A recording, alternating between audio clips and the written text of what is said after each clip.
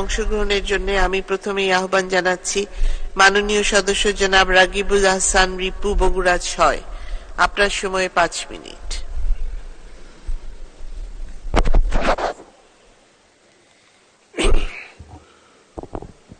মাননীয় স্পিকার, আপনাকে ধন্যবাদ। হাজার বছর ধরে বাংলার মায়েরা, এদেশের ঐশ্বর্য স্পর্শা কুলবধূরা দুহাত তুলে খোদার কাছে, ভগবানের কাছে প্রার্থনা করেছে, হে খোদা, তুমি আমাদেরকে একটি সন্তান দাও, যে সন্তান হাজার বছরের পরাধীনতার শিকল ভেঙে আমাদের মুক্ত করবে, অন্ধকার থেকে আলোয় আনবে। হাজার বছরের সেই তপস্যার সন্তান হলেন আমাদের মহান শিক্ষক, জাতির জনক বঙ্গবন্ধু শেখ মুজিবুর রহমান। এই পবিত্র সংসদে দাঁড়িয়ে গভীর শ্রদ্ধার সাথে তাকে স্মরণ করছি যারা আমাদের স্বাধীনতা আনতে গিয়ে বুকের রক্ত দিয়েছেন, সেই ৩০ লক্ষ শহীদ ভাইকে।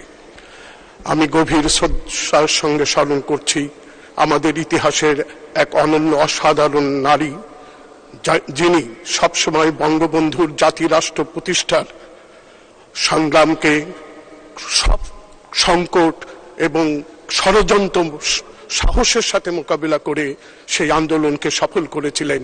ইতিহাসের আড়ালে থাকা সেই মহিষী নারী বেগম ফজিলাতুন্নেসা মুজিবকে আমি গভীর শ্রদ্ধার সাথে স্মরণ করছি। জেলখানায় জাতীয় ৪ নেতাকে আমি স্মরণ করছি। 15ই আগস্টে নিহত সকল শহীদদের আমি স্মরণ করছি এবং বিশেষ গভীর বেদনার সাথে আমি স্মরণ করছি এই সংসদের একজন সদস্য 1975 সালের 7ই নভেম্বরে তথাকথিত সেনা অভ্যুত্থানে নিখোঁজ হয়েছিলেন, মোস্তাফিজুর রহমান পটল।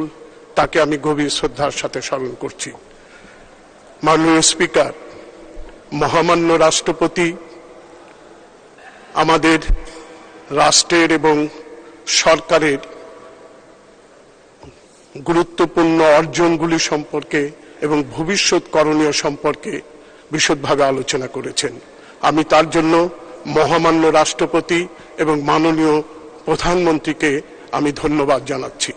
মাননীয় প্রধানমন্ত্রীকে ধন্যবাদ জানাচ্ছি এই জন্য যে এই সমস্ত অসাধারণ অর্জনগুলি সম্ভব হয়েছে মাননীয় প্রধানমন্ত্রীর নেতৃত্বে।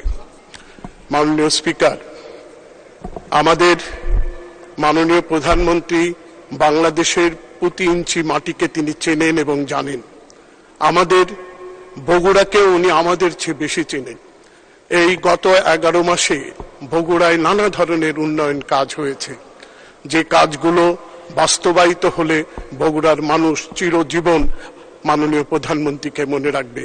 এই পার্লামেন্টে একসময় বিএনপির নেতারা বলেছিল বগুড়া সিরাজগঞ্জ রাস্তা কখনো নির্মিত হবে না, বিশ্বব্যাংক টাকা দিবে না, কিন্তু মাননীয় প্রধানমন্ত্রী বগুড়া সিরাজগঞ্জ রাস্তা নির্মাণ করে প্রমাণ করে দিয়েছেন যে তিনি সব সম্ভবকে সম্ভব করতে পারেন।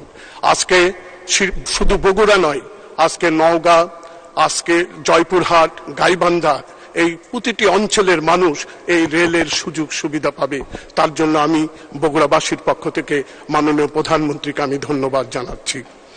মাননীয় স্পিকার, মাননীয় প্রধানমন্ত্রী বর্তমান বিশ্বের সবচেয়ে সাহসী নেত্রী এবং পৃথিবীর অন্যতম সততা সম্পন্ন রাজনীতিক। উনি আমাদের গণতন্ত্র উন্নয়নের মানস কন্যা। আমরা তার সততা এবং সাহস নিয়ে আমরা যদি পথ চলতে পারি, মানুষের কল্যাণে কাজ করতে পারি, সেটাই হোক আজকে আমাদের সকলের অঙ্গীকার। আমি এই সুযোগে বগুড়া সকল সম্মানিত নাগরিককে আমি কৃতজ্ঞতা জানাচ্ছি, ধন্যবাদ জানাচ্ছি। পরিশেষে আবারও মাননীয় স্পিকার, আপনাকে ধন্যবাদ জানিয়ে আমি আমার কথা বলা শেষ করছি। জয় বাংলা, জয় বঙ্গবন্ধু। ধন্যবাদ মাননীয় সদস্য, সময়ের মধ্যে শেষ করার জন্যও আপনাকে অসংখ্য ধন্যবাদ।